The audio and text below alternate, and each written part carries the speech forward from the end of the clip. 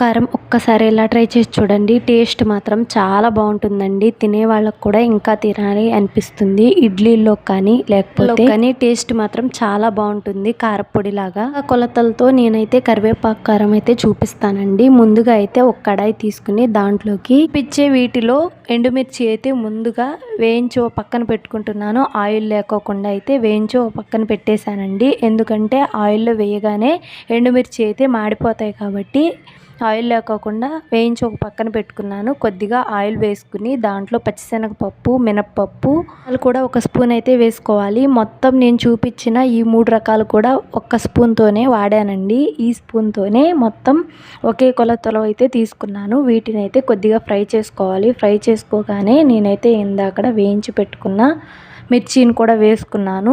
ఇది కూడా కొద్దిగా వేగిన తర్వాత ఒక 5 నిమిషాలు ఆగిన తర్వాత నేనైతే కరివేపాకు కూడా వేసుకున్నానండి.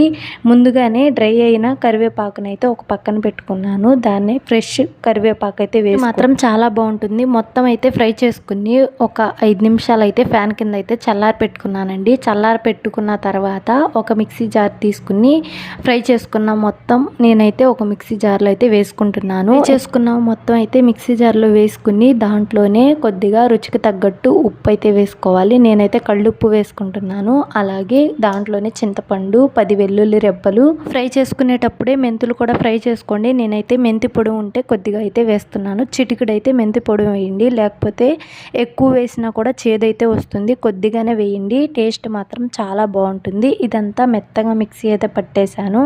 టేస్ట్ మాత్రం అద్దిరిపోయింది. దాని స్మెల్ అన్నం తినాలనిపించింది. అందుకని వేడి అన్నం వేసుకుని వచ్చాను. వేడి అన్నంలో ఇలా కారం వేసుకుని వేడి అన్నంలో తింటే టేస్ట్ మాత్రం చాలా బాగుంటుంది. ముందుగా ఒక గిన్నెలో అయితే నెయ్యి అయితే తీసుకున్నాను. ఇంకొక గిన్నెలో అయితే ఇందాక మనం ప్రిపేర్ చేసుకున్న కారం తీసుకున్నాను. వేడి అన్నంలో ఇలా కారం నెయ్యి వేసుకుని తింటే చిన్నప్పుడు జ్ఞాపకాలు గుర్తొచ్చాయి కదండి. ఈ వీడియోకి ఒక చిన్న లైక్ ఇచ్చి సబ్స్క్రైబ్ చేసుకుని మన వీడియోస్ ఇలాగే మంచిగా ఫాలో అవ్వండి ప్లీజ్.